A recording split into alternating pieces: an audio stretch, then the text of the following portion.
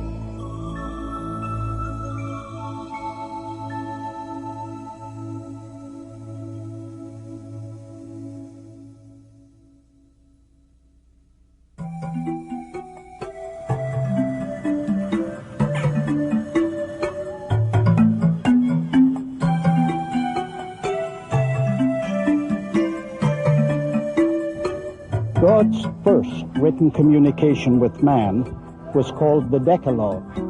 It means the 10 words. You and I know it better as the 10 Commandments.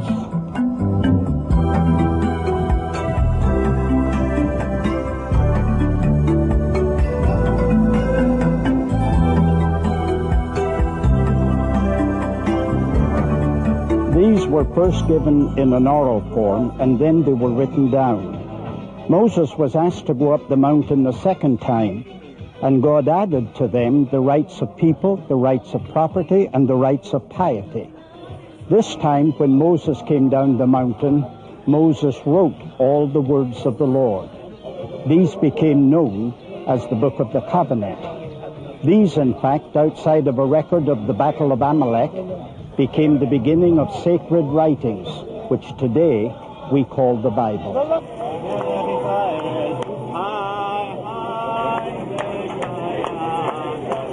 It took 1,500 years to compile it. 40 different authors contributed, and they wrote in 3 different languages.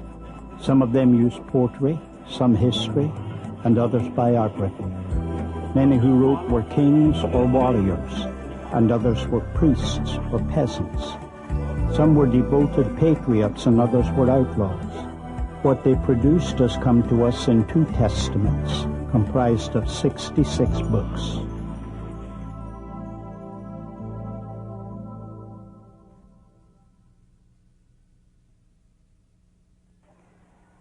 There is a word that needs to be a part of your vocabulary if it isn't. The word I'm referring to is the word canon. It refers to the collection of books which constitute the Bible. I'm interested in the Bible as that related to the Jews. They believed that the Bible was given by men with a special revelation it came from God, and that it was ultimately and finally the authority of all matters. It was the highest court of appeal to which man could go. The Bible that they have is not any different than the Bible that we have in terms of the Old Testament. They will tell you that the canonizing of the Scripture is not something that happened overnight. It's not decided at one council meeting. It's something that gradually takes place by God. When it did, they divided it into 3 parts. They had the law, or what they referred to as the Torah. They had the prophets, and then they had the writings, or what is referred to as the Hiographia. It happens to be that if you look in Luke's Gospel, chapter 24, and in verse 44, you will notice that is exactly the same division of the Bible that was given by Jesus. Writing was primitive, and there were no small letters or vowels or punctuation marks, and no spaces between words. and they wrote from the right-hand side of the page to the left. They only had 22 books in their Bible. It was, nevertheless, the exact same material that's in the 39 books of our Old Testament. But how did the accumulation of such writings occur? It is stated in Exodus 24:4, "And Moses wrote all the words of the Lord. These were placed by the side of the Ark of the Covenant. Joshua then added to them, and Samuel still later." These, along with other references, show that the records of the Bible gradually grew and were, in the process, safely protected. Not only were the books of Moses written 1,500 years before Christ, but remember, according to tradition, the book of Job was written 400 years before that.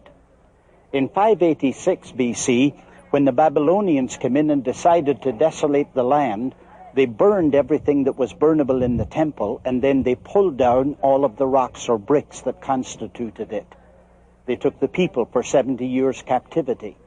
When they came back from the 70 years captivity, scattered over all the world, they built little synagogues, places where they could worship and educate. And that required a Bible for each one of these synagogues, and that brought a new institution, that of the scribes. They were fastidious. They regulated themselves as follows.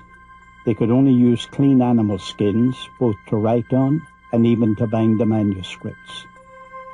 They could have no less than 48 and no more than 60 lines on a page. The ink must be black, of a special recipe. They must verbalize aloud each word while they're writing it. They must wipe the pen and wash their entire bodies before writing the word Jehovah, and every time they write it. There must be a revision within 30 days, and if 3 pages required correction, the entire document must be replaced. The letter, words, and paragraphs must be counted, and the document becomes invalid if 2 letters even touch each other. All documents could only be stored in sacred places, and all old and worn documents were buried with ceremonial pomp. Before the invention of the printing press, this painstaking process helped contribute to the Scriptures' remarkable accuracy when compared to recent archaeological discoveries.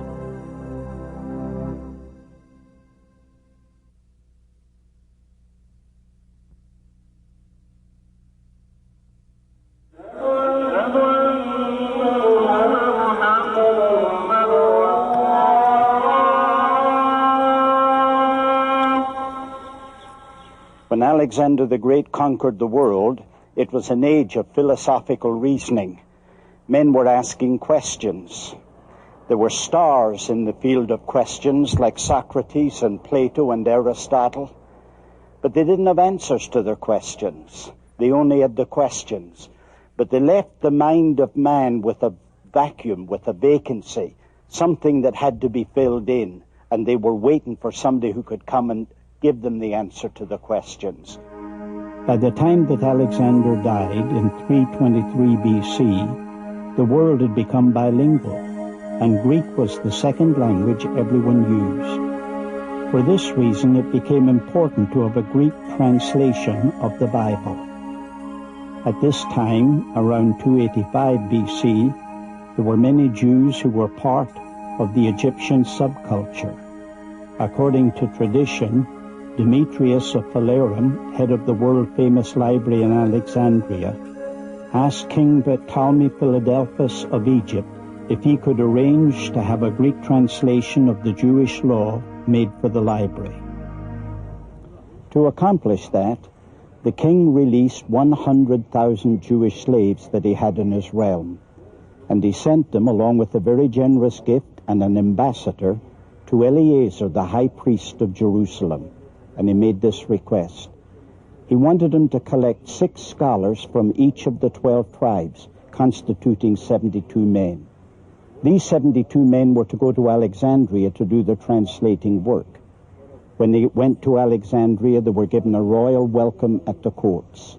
They were then sent to the island of Pharos, And on that island, specially prepared, there were 72 cubicles, one for each of the men, and in 72 days they translated the entire Torah.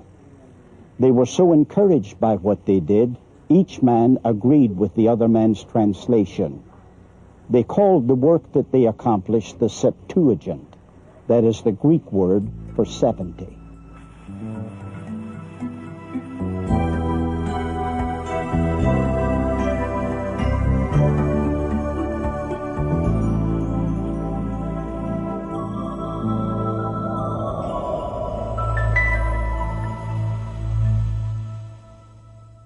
Ever since the Babylonian captivity, the Jews have been living under some form of oppression. The Old Testament is permeated with prophecies that foretell of a Savior who would liberate the Jews and crush their enemies.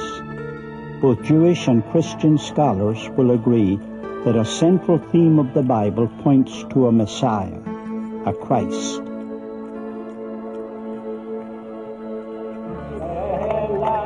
The conclusion, therefore, is that the Old Testament is Christocentric. It comes to us like an old weather-beaten chart that's out of focus. The men, for example, that walk across its pages like Adam, like Abraham, like Moses, like David. The structures that they built, like a tabernacle, having 2 separate veils and 7 pieces of furniture. The wall of that last tabernacle being behind me at the moment. When the blurred became clear, it focused on the person of a Jewish Messiah. New Testament writers claimed that Jesus Christ was that Messiah. They were willing to admit that he did commit miracles, but because he was a carpenter's son, they weren't willing to admit that it was powered by God.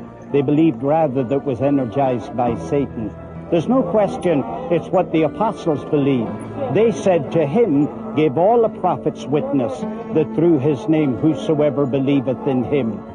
And the biggest problem of all that he had was that he claimed the title of a king, and that made the Roman Empire a little bit nervous. The theme of the New Testament puts a spotlight on this Christ, whom they believed to be Jesus of Nazareth. The Jewish religious leaders strongly denounced their conclusion. In their minds, they saw him as a fraud who could never be the Savior that was foretold by the prophets. To the writers of the New Testament, Jesus was the Christ, the Messiah. They contended that only in retrospect could you see all the scriptures that foretold of this man.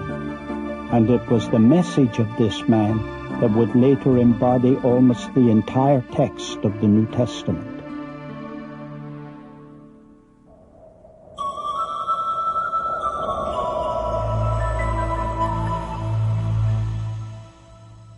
I invited you here to this little sleepy town of Bethlehem that goes all the way back into the book of Genesis because it has 1,000 memories. Some of them are tragic and some of them are triumphant.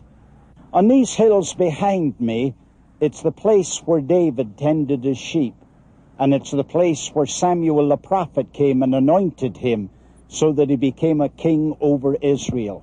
But the most stupendous event of human history, according to Christians, happened in this little town. I know when I say the name Jesus Christ that you have heard about him. Maybe you forget. He is an actual person that lived in history. The people that lived contemporary with him identify him. And there's no question they speak about the enormous influence that he had and the purported miracles that he performed. He made some fantastic claims about himself. He claimed to be the Son of God. He said that he was sent by the Father to lead humanity into salvation. He also claimed that he was the way, the truth, and the light, and that no man could come unto God except it was through him. Confucius, Buddha, and even Muhammad never made such bold claims. But his greatest prediction related to his sacrificial death, to be followed by a resurrection from the dead 3 days later. To the Jewish religious leaders of his day, his claims were preposterous, in fact blasphemous. So they handed him over to Roman authorities, and the Roman authorities took him to a place called the Place of a Skull. which many historians to believe at this location, and there, against a gibbet of wood, they crucified him. But this rock isn't the end of his story. Near the place of the skull where they crucified him, there was a garden, and in that garden was a new rock-hewn tomb. And in that tomb they laid his lifeless body. It is believed by many historians that this could be the location where that happened. They took a large stone and rolled it against the door. They sealed it, and then they posted a guard of Roman soldiers around it. It was early the next Sunday morning that the women came to embalm the body. When they got here, they found out that the body had already been embalmed. The embalmment was still in its place, but the body was missing. Now, the disciples said that it's because he was resurrected from the dead. But the authorities tried to give every other conceivable explanation to explain why the body was missing. They said, for example, that the disciples came and stole it. But they never explained how they could have stolen it, and they never issued a warrant to arrest them. The soldiers said, "We fell asleep when we were on duty." But nobody ever reprimanded them for being asleep on duty. And what court in the land would accept as a creditable witness the people who were asleep when the crime was committed? To the authorities, his death was the closing of an unpleasant chapter in the calendar of an upstart religious sect. To writers of the New Testament, the resurrection of Jesus was an absolute confirmation that he was the true Messiah. The Apostle Paul wrote that if Christ be not raised from the dead, our faith is futile. Whether it was fact or fiction, it literally transformed the disciples from men who were afraid, hiding behind locked doors, to leaders who were willing to be persecuted and even die for their faith in this man.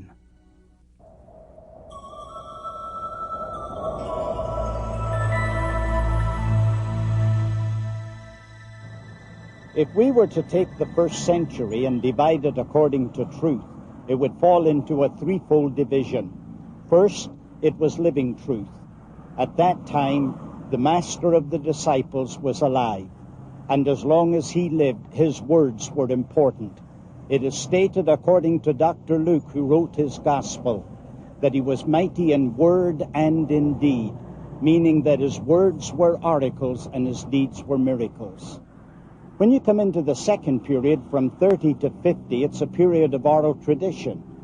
They didn't bother writing anything because they believed that he was going to come quickly and writing was unnecessary. But when you go into the third division, from 50 to 90, that's the period of written communication. It was at that time that certain conditions came about that required the writing of letters, and it was those letters which became the basis of our New Testament. Christianity was growing at such an explosive rate that the apostles couldn't keep up with its rapid expansion. The writing of letters became an indispensable tool to communicate to the fledgling church. In some cases, they wrote to reprove, in other cases to encourage. These same letters would become part of the Bible. Peter wrote to the Hebrew Christians who were scattered throughout Asia Minor because of severe persecution, and for which they needed the strongest encouragement. Though he faded from the picture by Acts chapter 12, he was faithful to the end of his days. John, being the youngest of the apostles, outlived them all. He wrote 3 letters or epistles which inspired holy living, and a gospel which highlighted some of the things that were omitted by the other 3 writers. His most outstanding work was written while he was in exile on the Isle of Patmos. He lifted the veil and allowed us to look into the future in his book that became known as the Revelation. But the most notable and prolific writer of the New Testament was the most zealous persecutor of the church in his early days, Saul of Tarsus.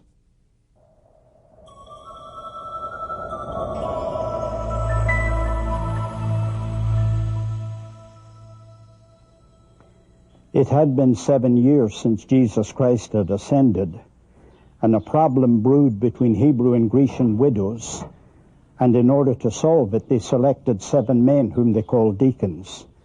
All of the 7 had Greek names. 2 of them came into the limelight. One was Philip, one was Stephen. Stephen was the first one to get the focus of attention. He had gone before the Sanhedrin, accused them of murdering the Messiah, and based on a verse in Isaiah, contended that God did not dwell in one single place. What he said enraged both Sadducees and Pharisees. The reason the Sadducees didn't like what Stephen said is because they didn't believe in angels or a life after death, and they only accepted the inspiration of the Pentateuch. The reason the Pharisees didn't like it, who believed in the inspiration of Isaiah, they didn't like his interpretation. So they took Stephen and they brought him to this location at what's known as Stephen's Gate, and they stoned him. He was the first martyr, and since his day, arenas' floors have been soaked red with human blood.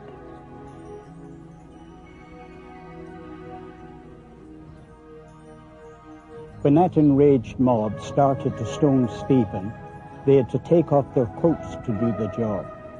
There was a middle-aged man, inactive in what they were doing, and they put their garments at his feet. He saw things, he heard things, and he felt things that he never forgot the rest of his life. They referred to him as Saul, but he later became known to us as Paul the Apostle. Paul's home was in Tarsus of Cilicia, a Greek province, and its environment of philosophers, grammarians, and poets must have contributed to his mental skills. His family were of the strictest Jews. Both he and his father were Pharisees. He was fluent in the Hebrew language. He selected the rabbinical college at Jerusalem for his training, and he sat at the feet of the highly esteemed Gamaliel. When he later stood before the Sanhedrin in Jerusalem, he informed them that he was a Roman, meaning that he held Roman citizenship. Their reactions to that information testified to its value. That citizenship exempted him from slavery, excused him from degrading punishments like scourging and crucifixion. It gave him the right to appeal any lower court decision to the emperor. And most important of all, it provided him with the freedom to roam the world. He became possessed of an uncontrolled passion to persecute Christians, as he had watched them do with Stephen. His thirst was insatiable. He enlarged the realm of his persecution, taking him on a mission to Damascus. And on that journey, through a vision, he was dramatically converted to Christ. His passion, however, never subsided, merely redirected.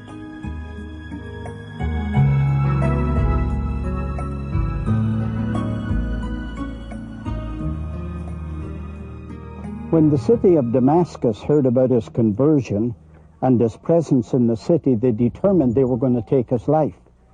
They posted a guard at every single gate. But from the wall, through a window, in a basket, his friends let him down and he escaped. He went to Arabia for 3 years. He went to visit the apostles in the city of Jerusalem.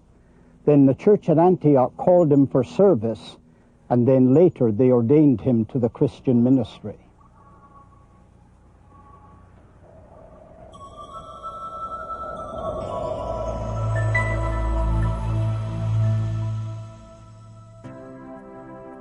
He became a legend in his own day.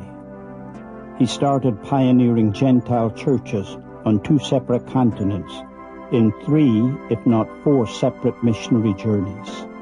His work was tireless for 30 years. He traveled over 12,000 miles on land and sea in a day without the convenience of modern transportation. Most of the miles were covered on foot. When he stopped, he became the center of riots, and at one of these they stoned him and left him believing he was dead. Because of the tremendous scope of Paul's pioneering ministry, it necessitated the follow-up of letters to many of the churches he founded. In this area, Paul became the most prolific writer of all the New Testament authors. He was the writer of over half the New Testament epistles, and many of these letters were written while he was in chains. His final letter was written during his imprisonment, waiting the decision of Caesar. I've taken a little intermission to bring you here to the city of Rome, particularly to the Mamertine prison where Paul was kept. It's about 20 feet below the ground, and about 50 yards away is the Roman Senate. Beyond that, the Roman Forum, and beyond that, the Palace of the Caesars, and then the dreaded Colosseum. The chariots went about across the roof where he was, on cobblestones, and all the business of an imperial Roman power was transacted right above him. Let's go down to the place where he was kept a prisoner.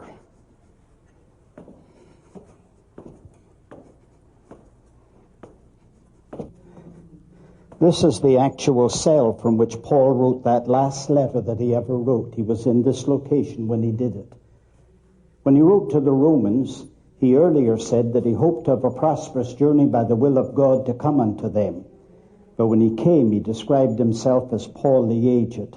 He had chains on his arms and soldiers around his body. He was cold. He talked about a cloak they had left at Troas. He was friendless. He said, Demas hath forsaken me, having loved this present evil world.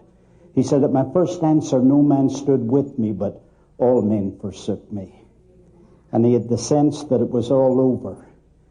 He said, I am now ready to be offered.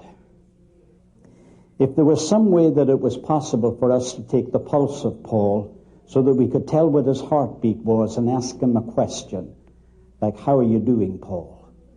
He would say, I am an apostle of Jesus Christ by the will of God, of Jesus Christ, unafraid of the imperial power above him, by the will of God, not changed by the circumstance that appears to be adverse.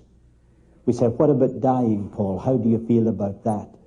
He would have said, the time of my departure is at hand. I fought a good fight. I finished the course. I've kept the faith. Henceforth there is laid up for me a crown of righteousness. In other words, when you measure the power of the pen, there's no way that you can question the fact it's sharper than any sword.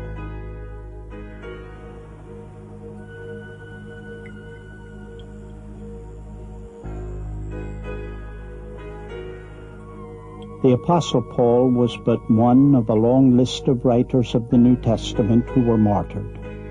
According to tradition, Peter was supposedly imprisoned with Paul, and Peter died at the hand of the Emperor Nero. He was brought out, whipped, and crucified with his head down. According to John Fox, the historian, Peter chose to be crucified upside down because he didn't think he was worthy to suffer in the same way as Jesus. St. Thomas, according to tradition, traveled to India, where he was boiled to death for his faith. The only apostle to escape martyrdom was John. It is believed that he even survived being boiled in oil. However, he lived to be a very old man. All the other New Testament writers were crucified, killed by the sword, beaten with clubs, beheaded, or burned to death.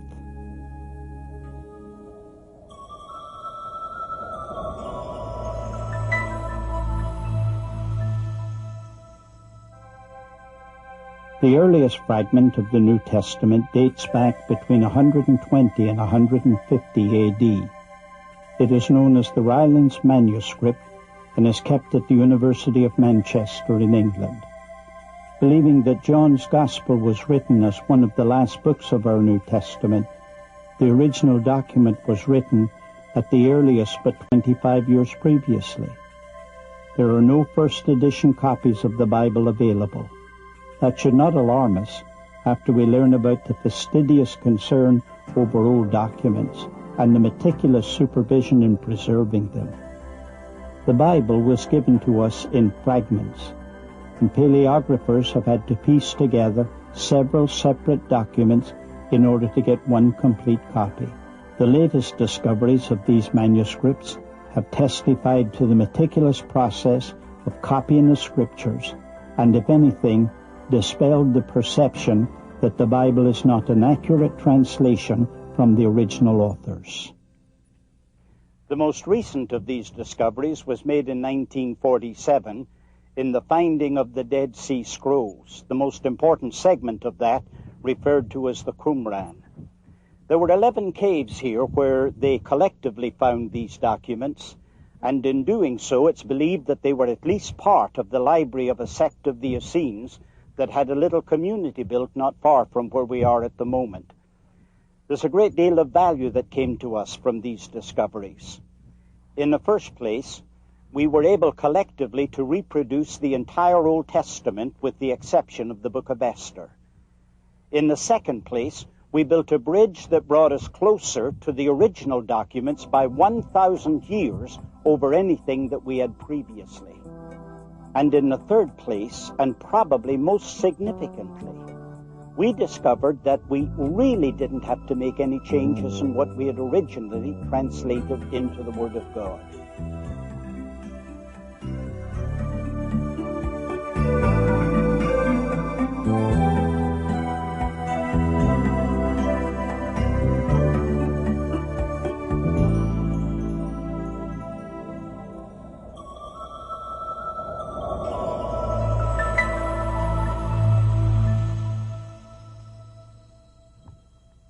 There are two major contributions that were made by Rome to Christianity, though maybe without intention. The first was in the field of administrative law. It dated back to 451 BC when they had what they called the 12 tablets. But the empire grew to become 120 million people, and with it they developed a legal process. In doing so, it was so well done that it became the basis of law in Europe, and especially in England. And because of England, in the United States, in Canada, in Australia, in South Africa, wherever English-speaking people were. And it was a contribution to Christianity inasmuch as wherever their citizens went in the world, they fell under their protection. The second major contribution was in building. I say building because their major concern was the mobilization of an army. They wanted to be sure that an army could travel as fast as it was possible, and therefore they built roads and bridges and walls. You can see beside me an aqueduct that was built in the 2nd century that brought fresh water into the city of Caesarea, and look at how remarkably well preserved it is today. These two factors and others greatly aided in the spread of Christianity. The catacombs under the city of Rome were used for a Christian burial ground. There are an estimated 4 million graves here. In Rome, there were 40 separate Christian congregations meeting just before the last persecution. By this time, Christians could be found in the Roman Empire as far away as England. Not only were they growing numerically, they were penetrating vertically through every social stratum. We know that the common people and the wealthy heard him gladly.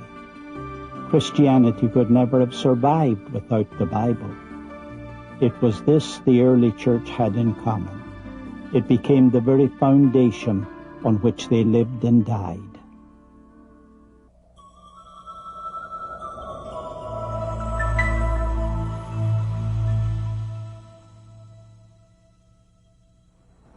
I'm sure that every parent remembers watching a baby crawl for the first time.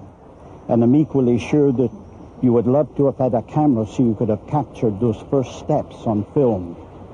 You remember the wobbly legs, the uncertain steps, and it told you that that little baby had muscles in its body that must be developed. It's in much the same way that the Christian church entered into the pages of history. It was controversy that caused it, but it taught that early church that there were muscles in its body, and those muscles were going to have to be developed. These controversies and heresies all attempted to, willfully or otherwise, destroy the unity of the church, the purity of their doctrine, and the authority of their Bible. In fact, these attacks served three beneficial purposes. First, they proved that heresies can be healthy in their effect on the body. Germs give rise to antibodies. Second, false theologies were the instruments to give birth to true Christian theology. Finally, and most important to our story, conflict forced the development of an authoritative and universally recognized Bible. One of the most notable men who defended the church against these heresies was Polycarp. He was a disciple of the Apostle John and was appointed by him to be the pastor of the church in Smyrna. He was knowledgeable of nearly all the New Testament letters. After several from his church faced the lions courageously, the persecutors cried for their pastor, Polycarp. It was one of his servants under torture that told them where the master was staying. They went and arrested him, and they brought him to the city. The chief magistrate of the city took him into his chariot and asked him to call the emperor Lord and offer a sacrifice to him. When he declined to do it, they threw him out of the chariot, and when he hit the ground, he broke his ankle on the pavement. They picked him up and brought him to the arena. The judge in the arena offered him the opportunity to curse Christ, and he would be able to go free. And he gave his famous response to that: 86 years have I served him, and he never did me any harm. How can I blaspheme my King and my Savior? Realizing that he simply wasn't afraid of the lions, somebody in the stand shouted, "Let him burn." And it echoed all the way around the arena until everybody was shouting, "Burn him, burn him, burn him." When they ignited the fire, the executioner wasn't satisfied it was burning quickly enough, and so he threw a dagger into his body. When the ordeal was over, his friends came and stirred among the embers, found the charred bones, and took them and gave them a decent burial.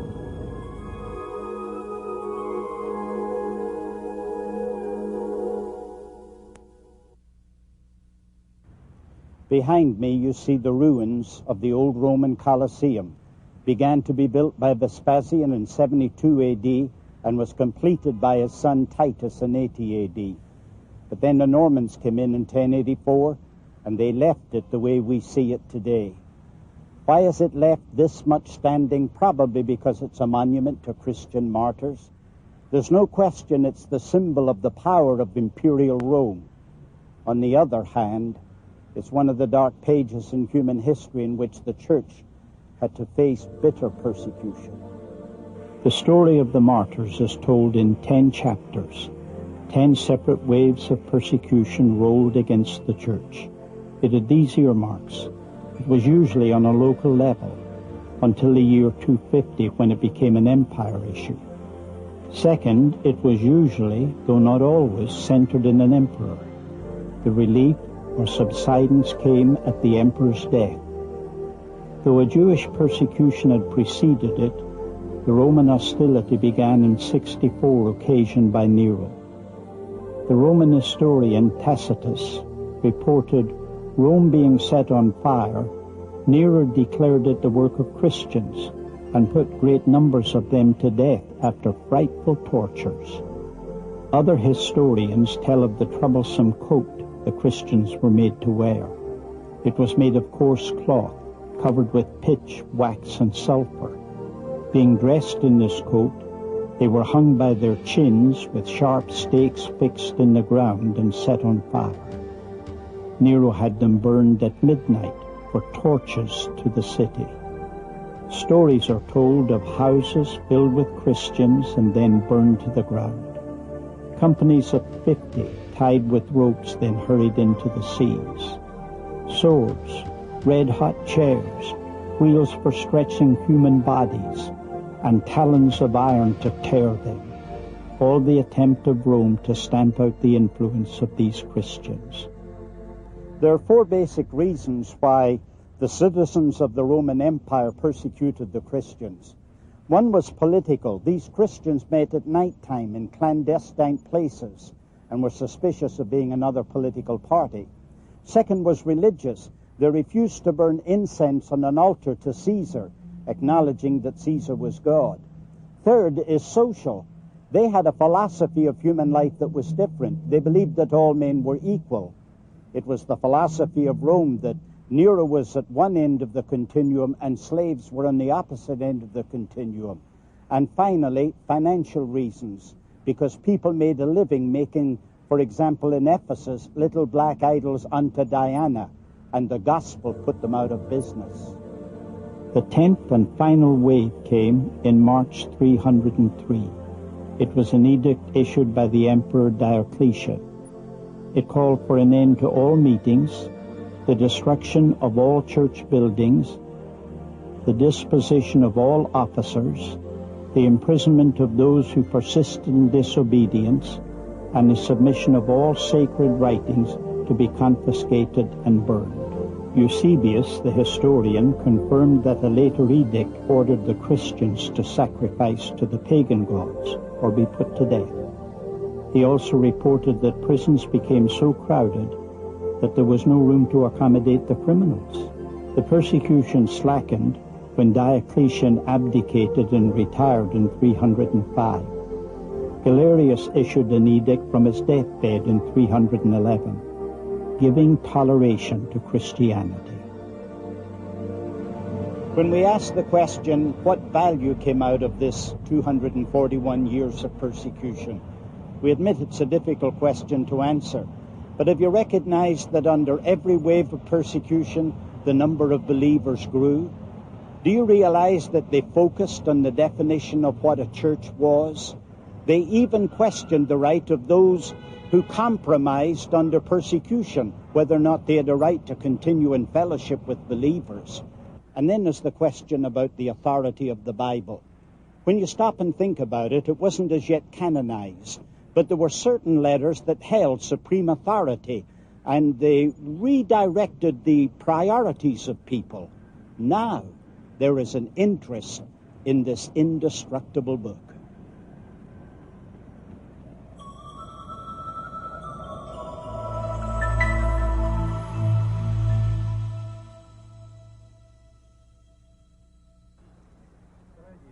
I am at the moment on one of the 7 hills of Rome, and probably it's the most important of the 7 hills.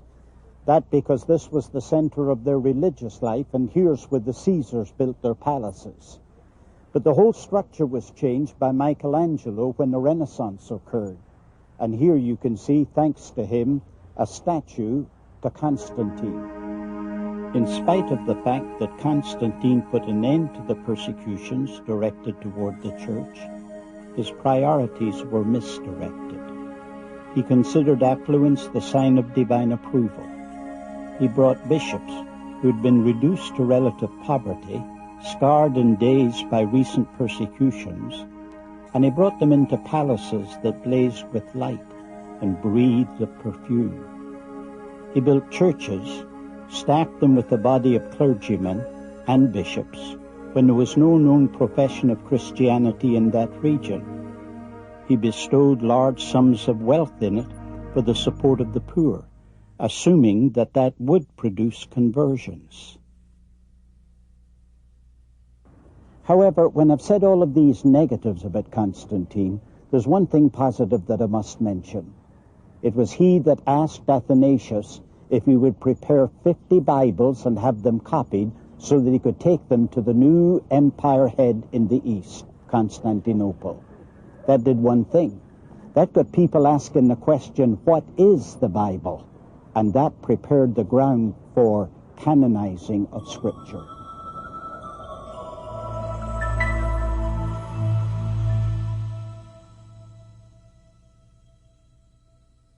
Inasmuch as the early church was expecting that their Savior would return quickly, and inasmuch as he had commissioned them to go out and to preach the gospel to every creature, they really never became interested in writing. They didn't have the time for writing.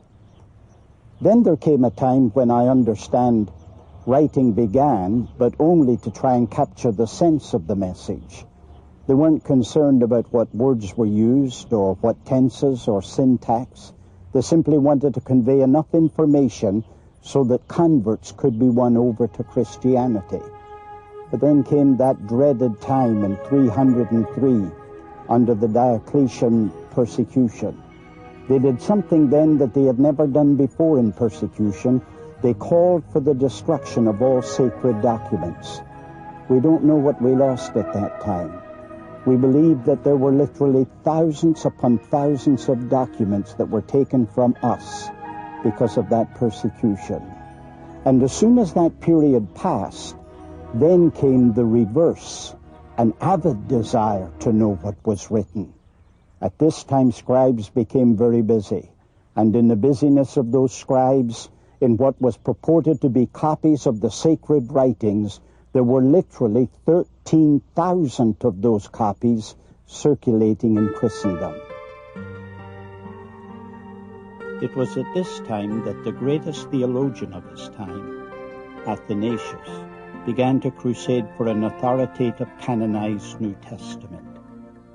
When we talk about a canon, we're simply talking about a measuring board, a plumb line, or acceptable weights used to balance scales.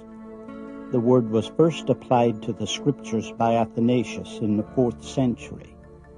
The story of the canonization of the New Testament is not a recording of a simple act. It was a slow process which went through several stages. But in 367 AD, Athanasius wrote a letter in which he listed for the first time in recorded history the 27 books of the New Testament. In 397, the Council of Carthage gave the first official approval of the 27 New Testament books. The Church, in a generic sense, now possessed a voice of authority. To this authority, every council, conclave, priest, or pope, every deliberative body submitted. The Word became supreme.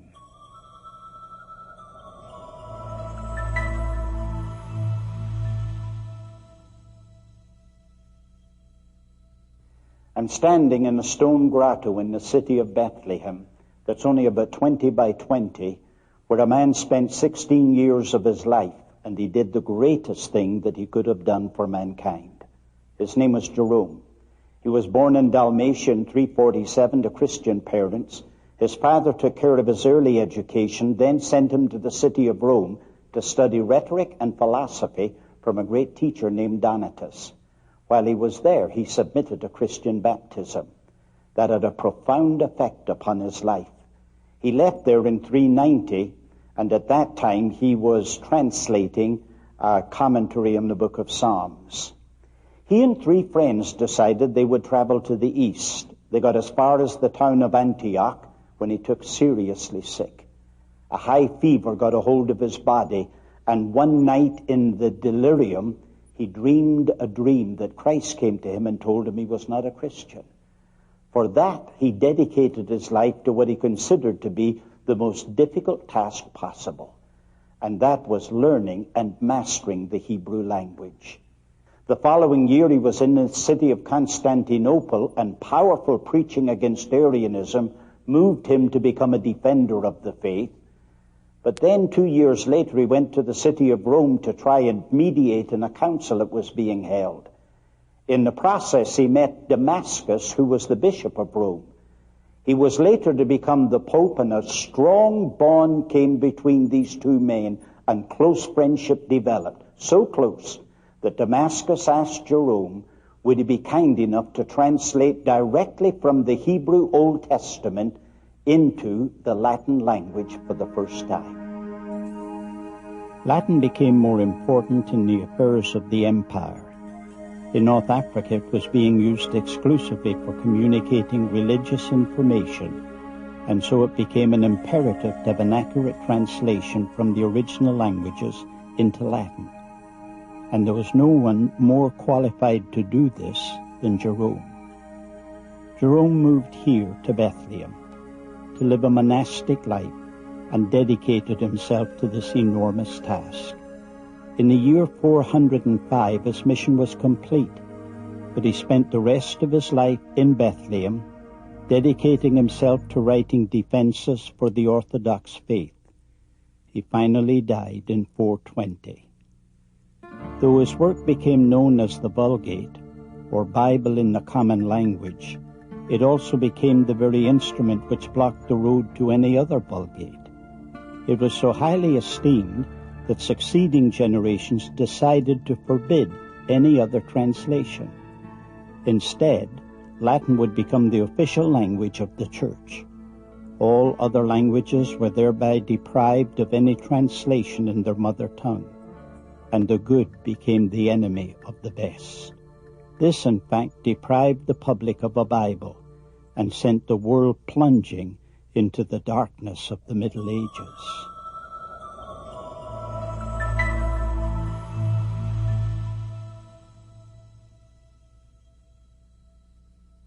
I'm standing here in front of a Trappist monastery situated between Tel Aviv and Jerusalem, and I'm here to introduce you to the subject of monasticism. Jerome had to come to Rome to mediate at a council in 382, and when he arrived there, he saw the secular influence on the church. The opulence of the church, the struggle for authority, and the absence of piety greatly disturbed him. So he became a preacher on monasticism. When he left Rome and went to Bethlehem to finish the translating work of the Bible, some of his converts followed him. One was a very wealthy widow by the name of Paula. She and her son went to Bethlehem, and they founded 4 monasteries there, 3 of them for nuns and 1 of them for a monk. According to Philip Schaff, the great church historian, he said that Jerome is the father of Roman monasticism. And there's no question that after Jerome's day, it flourished all the way from Asia Minor to Britain.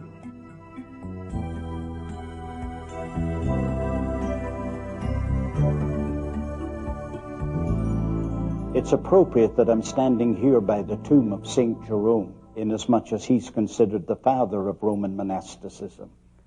If you were able to go to a monastery and peep through the window, I think what you would see would persuade you that they were the salt of their generation.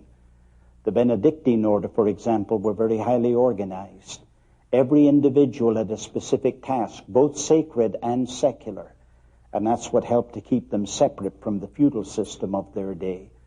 There was prayer and praise day and night. There were vigils and vespers, but there was something more important than that.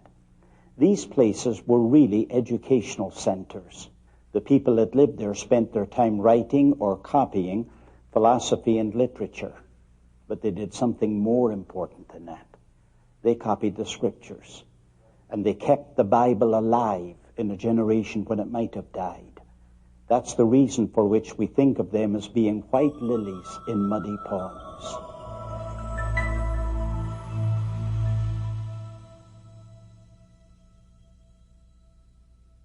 It is axiomatic that the first steps in the downfall are the saddest steps of all. And when did those steps take place for the downfall of the Roman Empire? Some will say that it was when they divided the empire between East and West. But perhaps it's more accurately the 20-year war they had against the Goths that ended in 555. And only 13 years later, another Germanic tribe by the name of Lombards came, and they invaded this city. And what the Goths hadn't ruined, they certainly did ruin. But then a man came to the papacy by the name of Gregory. They called him Gregory the Great, and he deserved the title. He was a magnificent man. Because the Lombard army had been unpaid, he then decided that he would take the monies that belonged to the church and pay off that army. And by doing so, he became known as the savior of Caesar's empire. And it was that brought universality and unity to the church.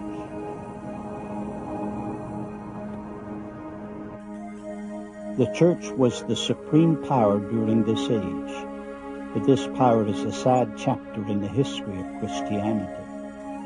The Bible was relegated to the closed doors of the monastery. It had been placed on a pedestal and confined to a language that only the privileged few could read. In the meantime, the church was consumed with its political objectives, and that ushered in crusades and other atrocities. Countless lives would be wasted, but now the church was primarily responsible. However, in the far-off isles of Britain, the Bible was just starting to cause shock waves that would change the course of history forever.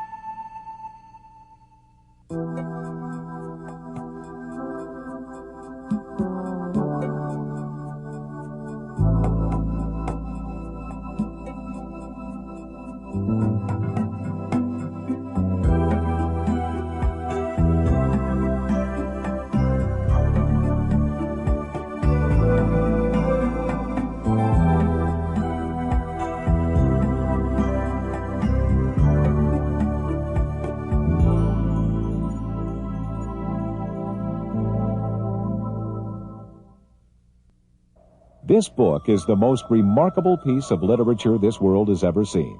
The Bible has outsold every other publication, been translated into more languages than any other. Some people were so committed to the concept of this being God's book that they were even willing to die for that proposition. At the hands of Nero, they were fed to the lions, or they were burned at the stake by Bloody Mary, Queen of England. Others used this same book as a justification for crusades that killed hundreds of thousands of innocent people. This is the story of how the Bible survived from the time of Moses until it reached the shores of America on the Mayflower.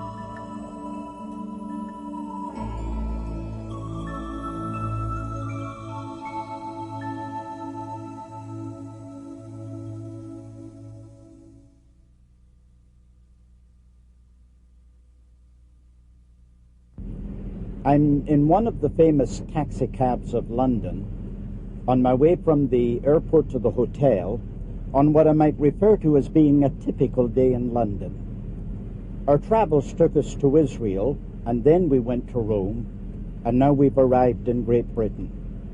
We looked at the things that made available to us a Bible in the first place. Then we looked at some of the people who had to suffer persecution because of their adherence to it. And now I want to introduce you to the man who gave us the first Bible that we ever had in English.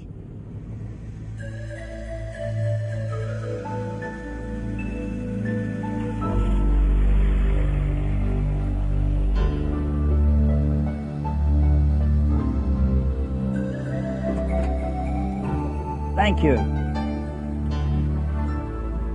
Thank you. We're also going to tell you about the match that lit the fires of the Reformation. Stay tuned.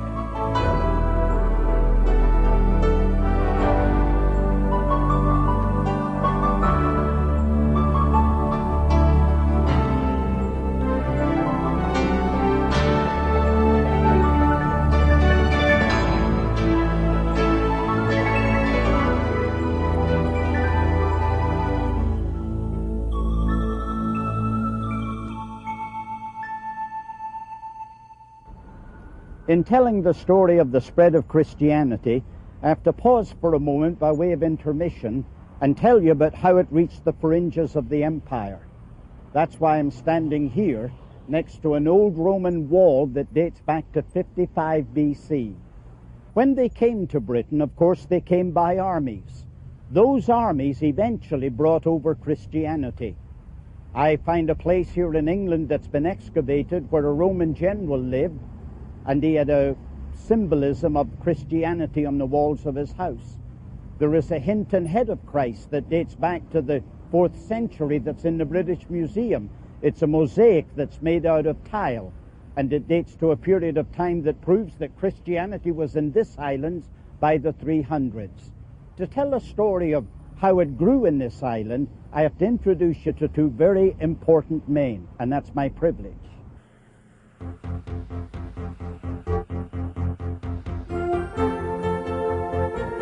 Though much of our knowledge is conjecture, St. Patrick appears to have been born in Scotland in the year 389. His father was reputed to be wealthy, a deacon, and undoubtedly Patrick was disciplined as a Christian. When he was 16 years of age, a band of marauders plundered his neighborhood, and he was taken captive to Ireland. He spent the next 6 years there, serving as the chieftain's shepherd. His religious visions kept him alive. Patrick was able to escape, and he found a group of sea traders that were taking Irish wolf dogs over to the continent. He arranged with them to let him join them, and 3 days later they landed in France. He stayed in their company for the next 2 months, and then eventually settled somewhere in the Mediterranean area. But the call from home was so strong he came back to his native land. According to the legend, one day he was visited by a man by the name of Victorious in a dream. He was carrying a group of parchments. One of these parchments was named Ireland. Victorious took the parchment, handed it to St. Patrick, and said, "Come and walk among us again." And on the basis of that, St. Patrick committed himself to come back to the land that had been his prison and try and reach these people for Christ. It was against the wishes of his friends that he did it. It took him 14 years to prepare for it, but eventually he came back. And according to the legend, it was at the ruins of Dunseverick Castle, where he made his headquarters, and from here he reached out until he touched all of Northern Ireland, and eventually influenced all of these people for Christianity. It was 461 when he retired, but at that time he was the Bishop of Armagh.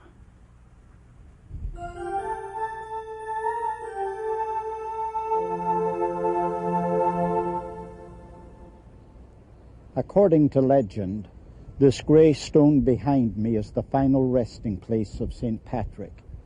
But before I close the chapter of his life, I'd like to add 2 addendums to what I've already said. Number 1 is, it was this man that brought Christianity to Ireland. Historians greatly disagree on a number of facts about his life, but none of them disagree on this fact. Ireland is indebted to this man for Christianity coming to the island. The second postscript that I want to make relates to the fact that apparently during St. Patrick's absence from Scotland, Scotland reverted back to paganism. But through the influence of St. Patrick in Ireland, 102 years later, among the thousands of people that had been brought to Christ, was another man who in a frail bark and 12 companions left this island and went over to Scotland to evangelize Scotland. And that man's name was St. Columba. Columba was born in December 521 AD in the northern part of Ireland known as Ulster. He was a descendant of a royal family, and according to many accounts, he could have been chosen the High King of Ireland. It was Finian, the leading scholar abbot of the day, who introduced Columba to a meaningful commitment to Christ and a systematic study of the Scripture. Columba was eventually ordained to the priesthood. He, along with several other young monks, began establishing monasteries.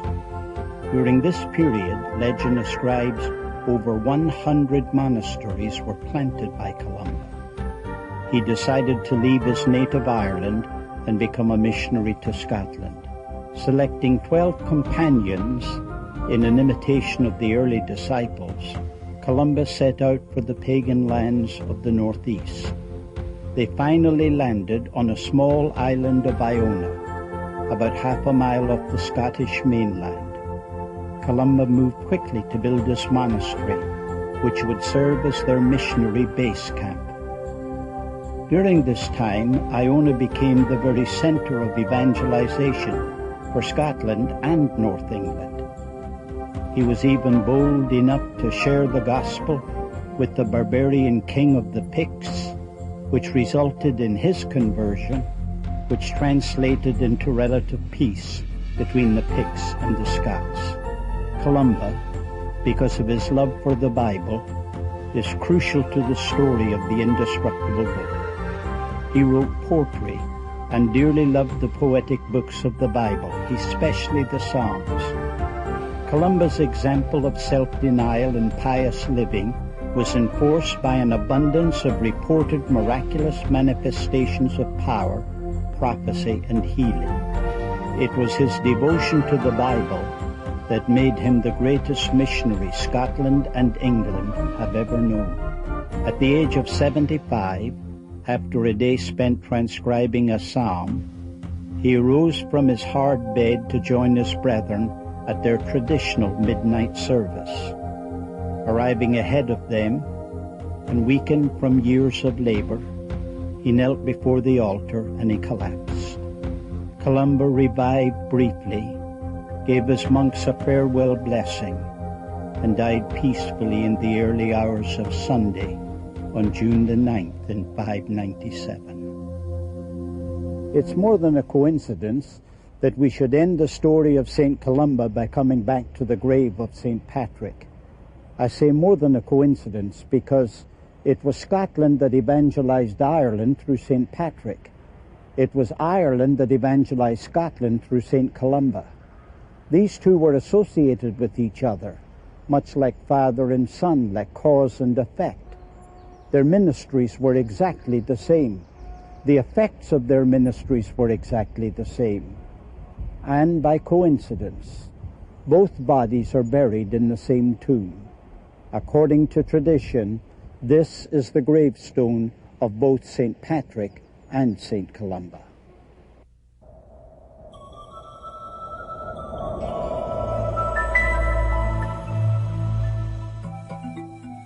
We pause at this point in our story to pay our respects to a handful of men in this Old English or Anglo-Saxon period.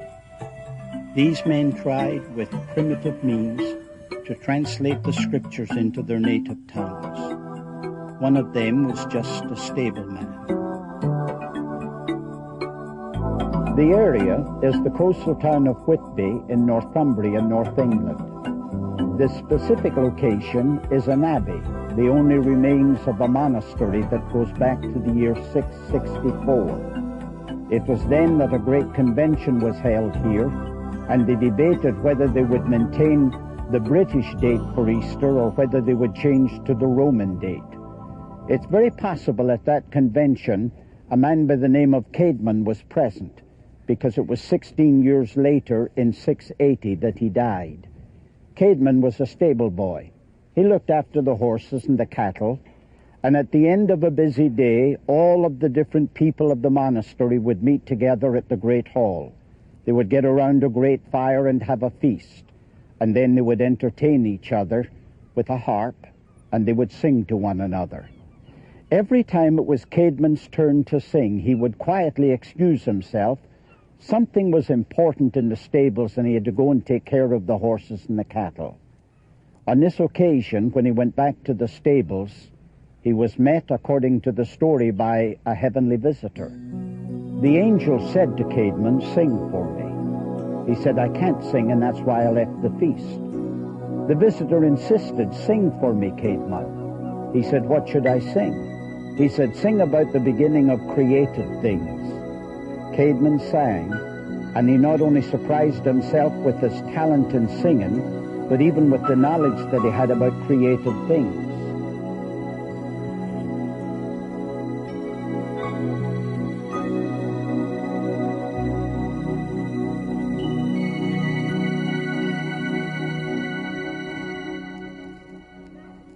The next day, the heavenly visitor had left, but the gift remained. Hilda was the abbess of the monastery, and she determined it was enough to influence him to leave his secular life and join the monastery. Of course, if he was going to minister to people, it meant that he had to listen to a priest read the Bible in Latin and then explain to him in English what it meant. And in that, he would convert into poetry. That, incidentally, although primitive, is the first kind of translation of the English Bible that we ever had. And he would minister his gift, spellbinding people in the process, and through it, communicating the Word of God.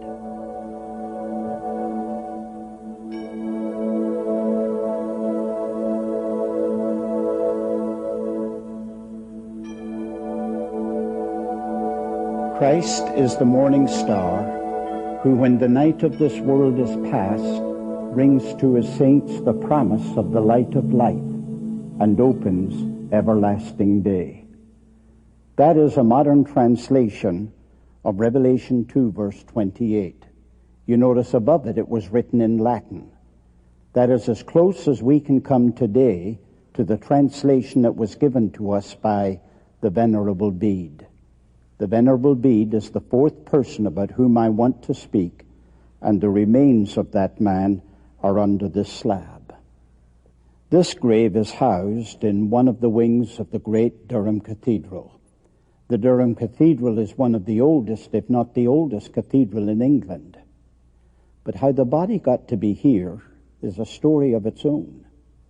It happened that the Venerable Bede died in 735. It wasn't until the year 1022 that somebody from this location went to the place of his burial and took the remains and brought them here. And they have been here ever since. But the place where he died and the place where he did his ministry is at Jarrow on the Tyne.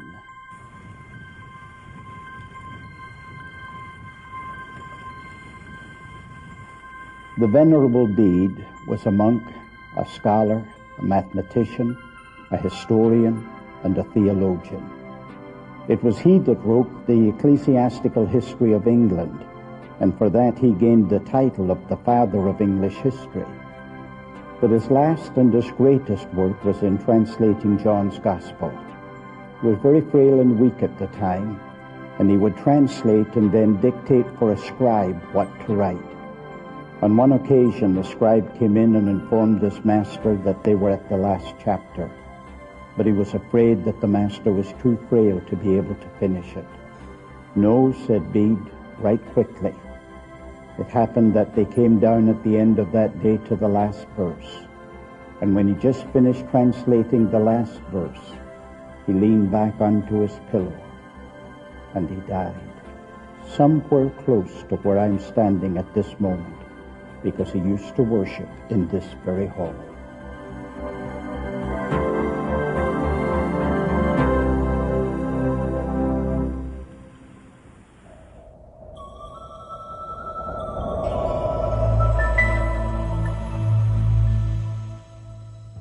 While I travel in a train through the spectacular scenery of the Alps, I'm reminded of a group of people that lived here during the Middle Ages. They were called the Albigenses.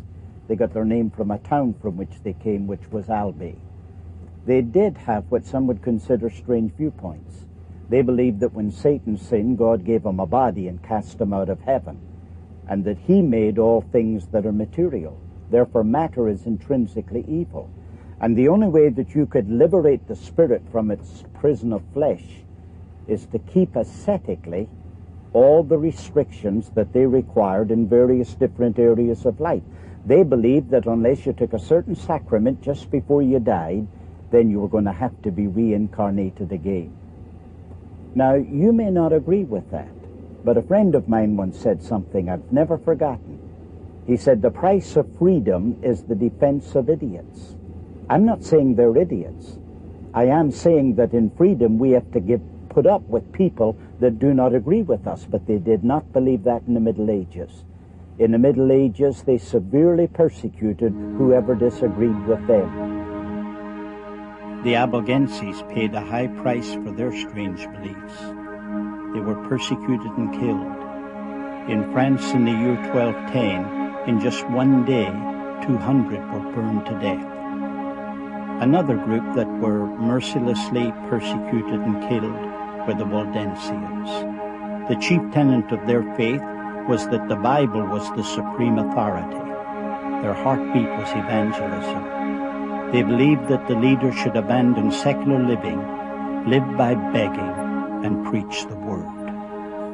In 1147, the Pope had sent missionaries to convert these heathen, who, when they failed, were to apply fire and sword. One of the tortures was to force them to hold onto a red-hot bar of iron. Pope Innocent III's campaign captured the camp of Minerva, where they found 180 persons who preferred being burned alive to adopting the Roman Church creed. In 1215, 450 of them, persistent in their obstinacy, continued to resist, of whom 400 were burned, and the rest were hanged.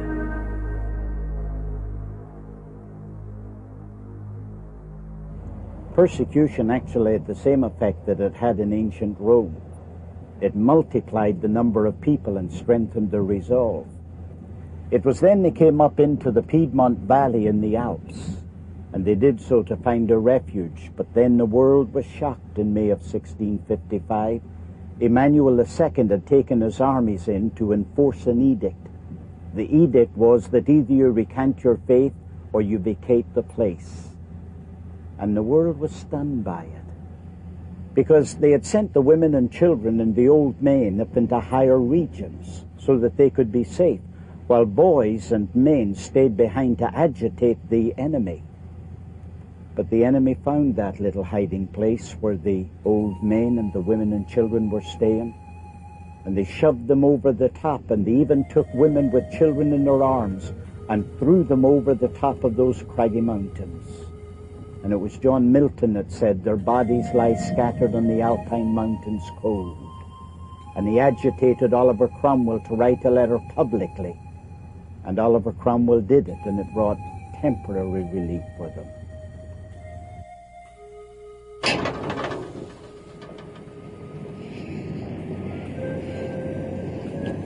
Chapter 2 ends with the darkness of the Middle Ages, waiting for the morning star of an inevitable reformation.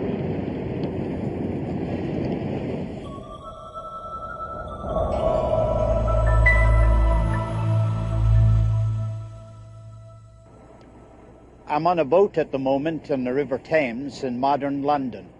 Behind me you can see the famous Tower of London, and in a moment the Tower Bridge. But this is not the London of 1324 when John Wycliffe was born.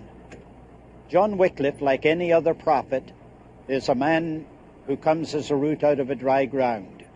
To give you an idea of how dry the ground was in the day in which he lived, let me tell you that he was born in 1324, about 6 miles away from Richmond in Yorkshire. He had an amazing mind. It was said that he was able to deliberate with men in council and argue until they didn't have a single question to ask or a response to give. Let me tell you about the courage of this man Wycliffe, because he stood against the power of the king, the power of the parliament, the power of the university, and even, the worst of all, the power of the imperial church. Let me tell you about the charisma of this man. He was able to gather around him a group of men who were willing to go out for his convictions and die by being burned to death. If there is one word that summarizes the day in which he lived, it's the word flux. Everything was in a state of change. In looking at the major changes of his day, I think the first thing that we have to look at would be languages. Anybody want free stories for power? No. Too late for a penny and a bloody chain. Another fresh story. The first important area is in that of language. The people that lived in that day spoke Middle English.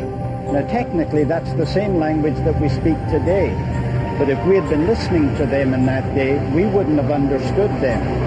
And conversely, if they were with me here on the streets of London listening to me, they wouldn't be able to understand what we were talking about.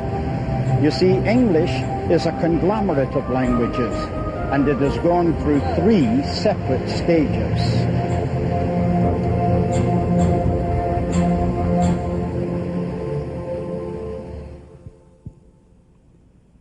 Old English goes back to the 7th century. You've got to remember that this is an island, and it's only 600 miles long, from John O'Groats to Land's End. That's from the top of Scotland to the bottom of England. And there's no place on the island where you can be over 100 miles away from an ocean. When there was no central government, invaders came on more than one occasion. Many of them stayed. The Jutes, for example, settled in the west. The Saxons settled in the east. And the Angles settled in the center, all the way from the Scottish border down to the River Thames. The language spoken by the Angles was that of Marcian, and it was a form of that language that was spoken here in London in that day.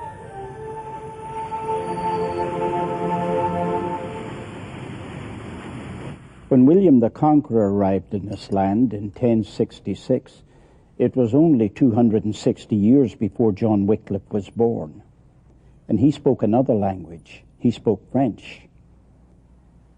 But when they decided that they wanted a common language for the people that came in and out of the port of London, it wasn't French at its base, it was Marcian. But then it grew by stealing words from other languages. For example, they took words from the Germans, they took words from the French, they took words from the Greek. And in fact, they had 2 basic sets of words, because the man that worked in the field, for example, he spoke about lamb. But the man who was being served at the table, he spoke about mutton. There's no question that there were 2 men that greatly advanced Middle English. One was Geoffrey Chaucer. He wrote poetry, and everybody's familiar with his Canterbury Tales. The other one is John Wycliffe. He wrote in prose, and his pen was prolific. There's no question about it. These men were peers. They were friends with each other, and they greatly influenced each other.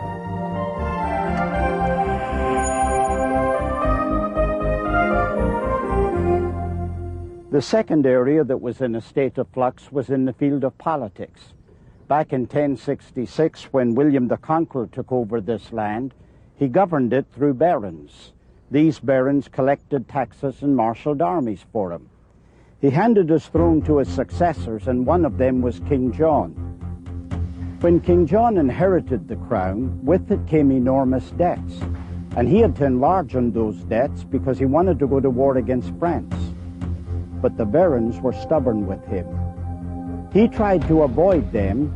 He even promised the Mohammedan king of Morocco that if they would aid him with an army, that he would become Islamic. But they didn't accept that. He couldn't go to the Pope because he had violated the Pope's laws by appointing his own Archbishop of Canterbury. In spite of all his efforts, King John was forced to come to an agreement with his barons, and they forced him to sign a document that is known as the Magna Carta in 1215. That signing took place on this island behind me by Runnymede on the River Thames. John Wycliffe would take that document, the Magna Carta, and weave it into the fabric of England's religious and political life. And one of the tools that assisted him to accomplish his task was his Bible.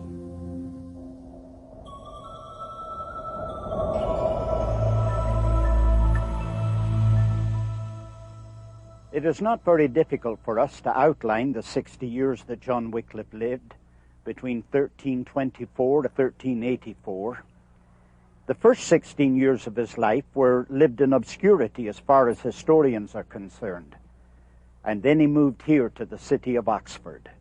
And when he came here, he came to be a student, and he spent the next 16 years in the pursuit of a Bachelor of Arts degree. The following 16 years, he was working on his Doctor of Divinity degree. And for the last 12 years of his life, he was here at the university for 11 of them, teaching in one of the colleges here. If you go back to the year 1167, the French had kicked the English students out of the University of Paris, and they came here to the city of Oxford in order to build a university. But the people of the city didn't like the idea. In fact, a very serious controversy erupted between the people that lived in the city of Oxford and the students that came here to study.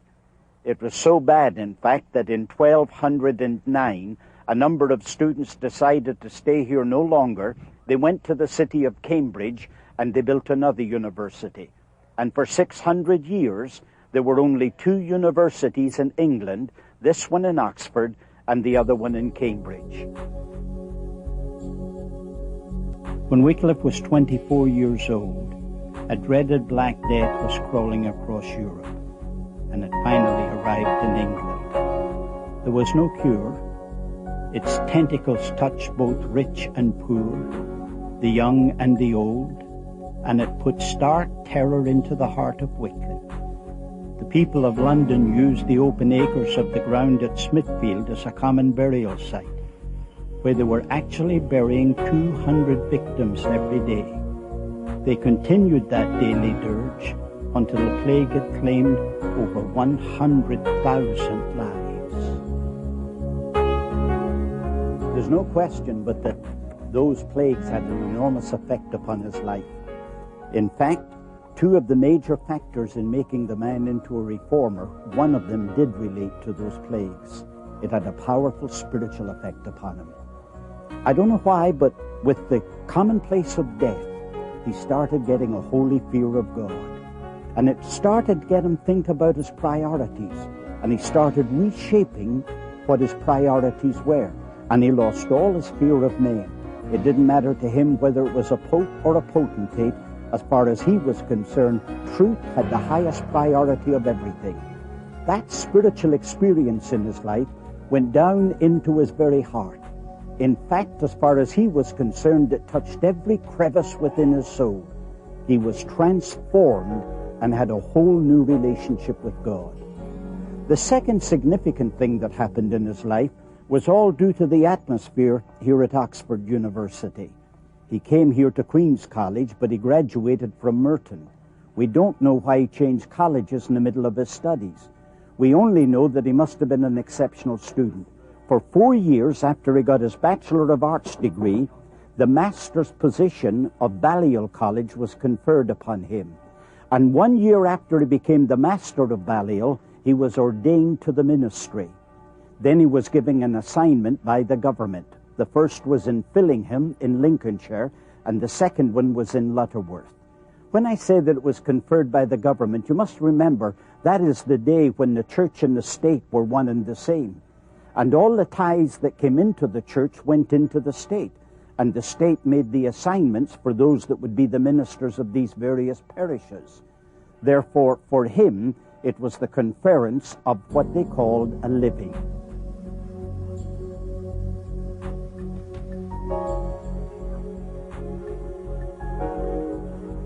There is no question but that his stay here in Oxford had an enormous effect upon his life as a reformer. You see, the way they did things in those days, the academic atmosphere was different. It wasn't a question of whether or not you could copy your notes in classroom and then reproduce them on an exam. What they did in those days was determine your gift by how you were able to defend them in public. And so debate was common, and he became a master at debate. Things then started becoming less gray and sharper black or sharper white. As far as he was concerned, right was right and wrong was wrong, and right the day must win. To doubt would be disloyalty, to falter would be sin. His great conversion experience gave him his priorities. His experience in debate gave him his definitions, and the both of them combined together gave him his convictions. There is no question about it, but that in these halls of learning, the reformer was born.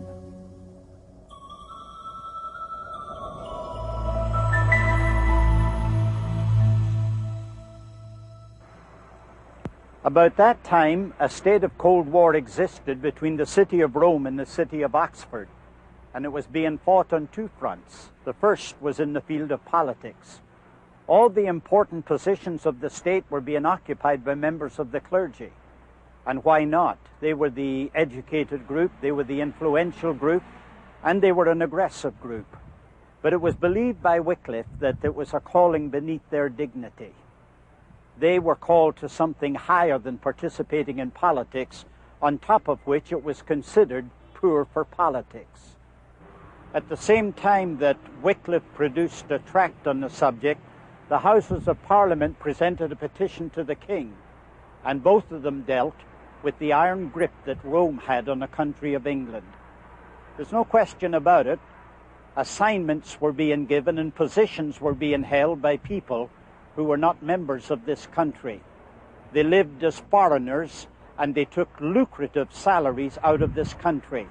Some of them never put their foot on the soil of England. In fact, they had their salaries brought to them. There were inferiors that were being bought, sold, and traded for favors to their ecclesiastical superiors. It wasn't so bad, but insult was added to injury when Frenchmen were being appointed to these assignments in England. Remember, that's happening at a time when England is involved in a 100-year war with France, and that only inflamed passions in this country. It was because of that that the Houses of Parliament passed two very important statutes. The first upheld that any foreign church appointments within the English realm must first get the king's approval. The second law prevented any foreign court from demanding trial or exacting a penalty of any Englishman until he was tried before an English court. It also nullified any writ demanding an Englishman to appear for trial in a foreign country unless they got permission from England's Parliament. However, 12 years later, in 1365, the Pope demanded that the British Crown pay taxes to the Church. To add insult to injury, the following year the Pope issued an order that the King of England appear in Rome and defend himself. Those decisions on the part of Rome trampled Parliament statutes. 6 years later, Rome sent an agent to collect the Pope's taxes. The agent promised Parliament that he would do nothing offensive to the king's interest. However, when he arrived with his extravagant and pompous retinue, his costly robes and large staff of accountants, Wycliffe could immediately see that he was promising what he could not perform, and he attacked him in a tract, accusing him essentially of being a liar. With Wycliffe's influence growing, within 2 years the king conferred on him the rectory of Lutterworth, and eventually he was appointed as a chaplain to the king. The other battle in this Cold War with Rome was in the field of theology. Wycliffe denounced the doctrine of transubstantiation. The doctrine was of recent innovation, dating only to 1215. The Church contended that the elements of the communion were literally transubstantiated into the actual body and blood of Christ.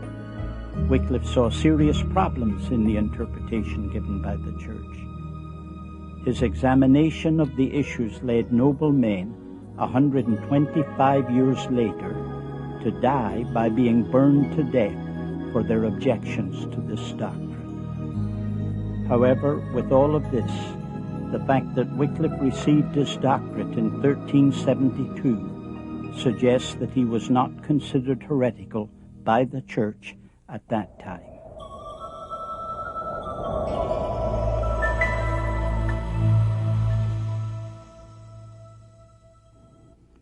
When a sense of religious hopelessness darkened his spirit, then John Wycliffe would lecture to his students on the gross immoralities that were in the church in his day. And then he would pick up his pen and write. There's no question that his pen greatly influenced the students of Balliol College. I'm here at the moment in the dining room of the college, and it's a hall of memories. There are pictures studying all around the wall of some of the famous students of the past, among them, for example, a prime minister. When John Wycliffe realized that influencing the student body at Balliol College was not enough, it was then that he dedicated himself to using influence by the pen. You must remember that in his day there were no printing presses. Every document had to be handwritten and then painstakingly reproduced in order to circulate among the public. We don't know how many documents he did write, but we do know that there were 200 separate manuscripts that came from the pen of John Wycliffe.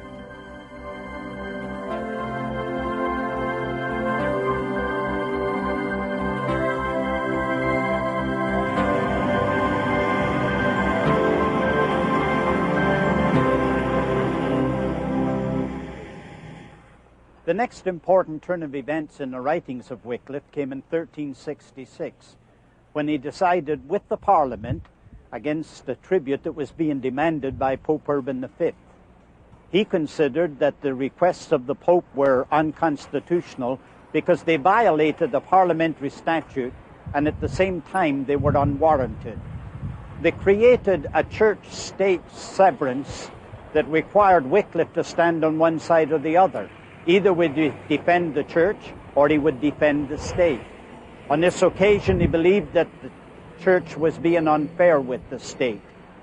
His position brought him a great deal of favor, not simply with royalty, but also with the members of the Parliament, for which, in fact, he became the chaplain to the king on November the 6th in 1375. His pen became the weapon he so skillfully used. In his writings, he became both aggressive and strong. He declared such daring convictions as, quote, "England belongs to no pope. The pope is but a man subject to sin. But Christ is the Lord of lords, and this kingdom is held directly and solely for Christ alone." He considered the dichotomy between Rome and London irreconcilable. The point of his prolific pen was just like a sword. It was equally as cutting. It was like the tip was dipped in acid. But its greatest product was yet to come.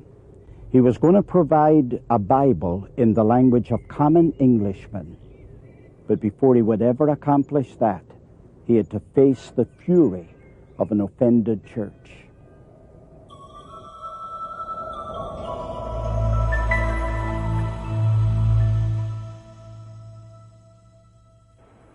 After Wycliffe wrote his Civil Dominion, then all the threats against him were going to have to become attacks. And because they knew his mouth had to be silenced, they did not know how to silence his mouth without convincing the public that he was guilty of heresy. In order to convince them he was guilty of heresy, they were going to have to put him on trial.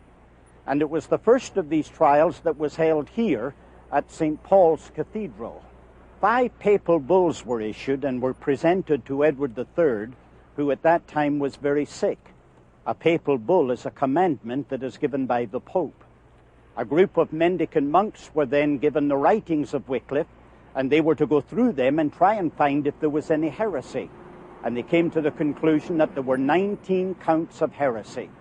Therefore, the Pope ordered that he be placed in prison, and that he is kept there for a 3-month period of time.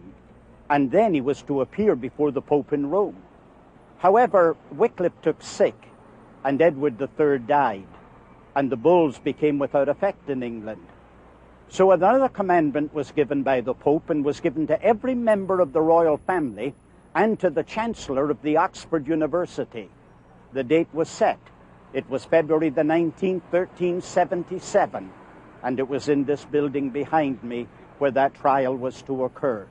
A fanatical crowd that were blindly obedient to the church came and filled the area in front of the church. When Wycliffe arrived, it was with a small processional. He was preceded by 2 of the most powerful men in England, Lord Percy, the Marshal of England, and John of Gaunt, the Duke of Lancaster. They bravely threaded their way through the hostile crowds, thronging the entrances of the church. Once they stepped across the threshold, there was a solid wall of people. They swayed, their hands raised in anger, and their voices hooted the Wycliffe entourage. Some angry words passed between Lord Piercy and Courtney, the chairman of the proceedings. Piercy noticed Wycliffe stood during this exchange, turned to him and said, "Sit down and rest yourself." This assumption of authority enraged the chairman, and he screamed, "It is unreasonable that one, cited to appear before a bishop, should sit down during his answer. He must and shall stand." A riot broke out, which disrupted the proceedings, and Wycliffe and his escort providentially escaped from the threatening danger. The following year, everything changed for Wycliffe. That year saw the election of a rival pope and the beginning of the 40-year Great Schism, with two or more popes confronting one another throughout the period. That dramatically weakened the power of the papacy, which left Wycliffe to his own devices, and he began to develop more radical ideas, which at any other time in the Middle Ages would have spelled his doom. In 1381, he published his fateful De Eucharista, and followed it with his 12 propositions. These writings directly attacked the doctrine of transubstantiation. Wycliffe considered the teaching to be unscriptural and foolish to the senses. The effect of these writings caused Wycliffe to lose all his influential friends in the palace, the parliament, and at the university. Now he was alone. After another failed attempt by Wycliffe's persecutors, Wycliffe prepared for his final battle. The last trial that he had to face was in 1383. It happened here in the city of Oxford. They had convinced the king, as well as members of the parliament and even the people at the university, that he ought to be placed on trial on the subject of the Lord's Supper. It was a panel of his peers that were going to judge him, and he stood before them as one that was known as the evangelical doctor. They wanted to know if the charges against him were true, and if they were, why did he hold to such beliefs? He gave a discourse before them. They listened in silence to every word that he had to say. When he had finished making his oration, not one of them asked him a question for clarification. There was total and complete silence. He waited for instructions from them, but there were no instructions coming from them. He lifted up the material that he'd been using for his discussion. He put them back into their bag and still waited for them to give him some instruction. Without it, he simply turned his back on them, and it was the last time that they ever heard his voice in the city of Oxford. This had been his home for 43 years, and when he walked out of that trial, he never returned to Oxford again.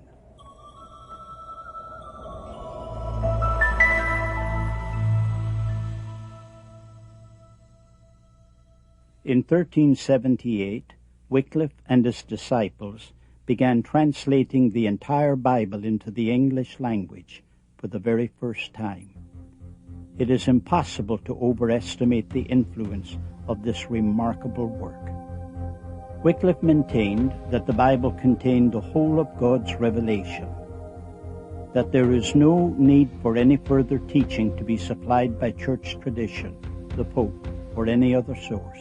Moreover, that all other authorities, traditions, and even popes must be tested by the Scriptures.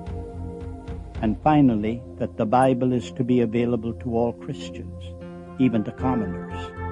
It must therefore obviously follow that the Bible be translated into the vernacular of the people. It was not a translation of the original languages, for two reasons. The manuscripts which later became available were not yet discovered, and the languages in which the original documents were written were as yet unknown in England. But Wycliffe was a good Latin scholar, and the source of his translation of Scripture was Jerome's Latin Vulgate for 405 AD. How long it took Wycliffe and his disciples to translate the New Testament, we do not know. We only know that it occurred while he was yet still teaching in Oxford, because it was completed in 1380. Assuming that the translation work took a couple of years, implies that it was necessary because of the result of threats on his life at St. Paul's and later at Lambeth Palace. He verily believed that he would end his days either in a dungeon in one of the 7 hills of Rome or on a burning pile in London. He once asked, "Why do you talk of seeking the crown of martyrdom? Preach the gospel of Christ to haughty prelates, and martyrdom will not fail to find you." What, he said, should I live to be silent? Never. Let the blow fall, I await its coming. He deduced that life was uncertain, that no abiding effect would result from his efforts, apart from this tool, the indestructible book, in the hands of young preachers. In 1382, he finished the Old Testament, and for the first time in the history of England, the people had a Bible in their own language. Behind me is the parish church at Lutterworth, where John Wycliffe was the rector for the last 12 years of his life. He didn't come here permanently until he had left Oxford, and then he came to duplicate his Bibles. To reproduce one of his Bibles, all of it being handwritten, it took 10 months. And different historians give us different costs for purchasing one of those Bibles. They cost somewhere between 30 and 40 pounds. If they cost 40 pounds, then that's 9,600 pennies. And that, remember, is a day when a chicken could be bought for 2 pennies and a hog could be bought for 4 pennies. John Fox, the historian, said that people would bring a load of hay just so that they could possess one of the New Testaments for 1 day. And it was stated that some of them would work for a month and give the entire earnings of 1 month's labor in order to own 1 page of that Bible.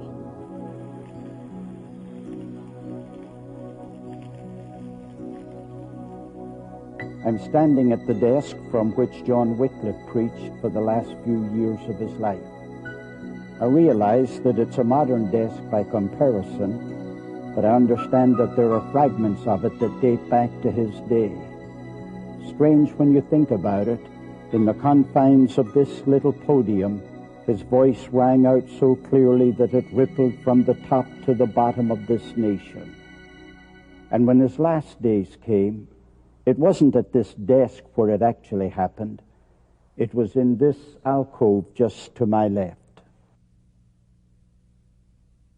It was on the 28th of December in the year 1384 that the famous rector of this parish conducted his last communion service of the year. In fact, it proved to be the last communion service of his life. For while he was conducting the service, he suffered a stroke, and kind providence allowed him to fall back, and he fell into this actual chair that's sitting behind me. 4 men got up from the congregation, and they quietly walked forward, and they picked up the chair from 4 corners with his body still in it, and reverently they brought it out through this side door and then across the grounds to the parsonage. It was exactly 2 days later, on the 31st of December, that he breathed his last breath. I don't think anybody will dispute the fact, but that man released an irresistible force in England. It brought light into darkness. It liberated a church. It elevated society to the extent that we feel the impact of it today over 600 years later. And in God's kind providence, we will for generations yet to come. Wycliffe could never have imagined the far-reaching impact that his influence would have after his death. Wycliffe disciples would take the Bible that he translated and, like a seed, planted throughout England. In fact, Wycliffe ideas were also influential on the continent of Europe. Some of his pupils from Oxford took copies of his work to Bohemia. which is modern-day Czechoslovakia. His teaching influenced a rise in the dissent that resulted in the burning of John Huss in 1450.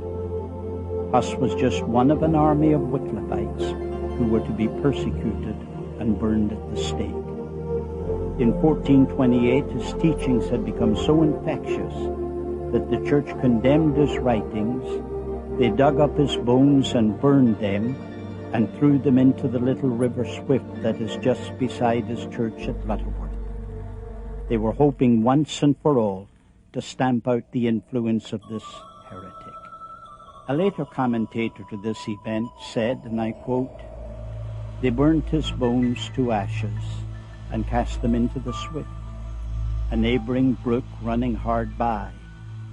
Thus the brook conveyed the ashes into the Avon into the Severn into the narrow seas, and they into the main ocean." And so the ashes of Wycliffe are a powerful symbol of his teaching and his Bible, which are now spread throughout the world.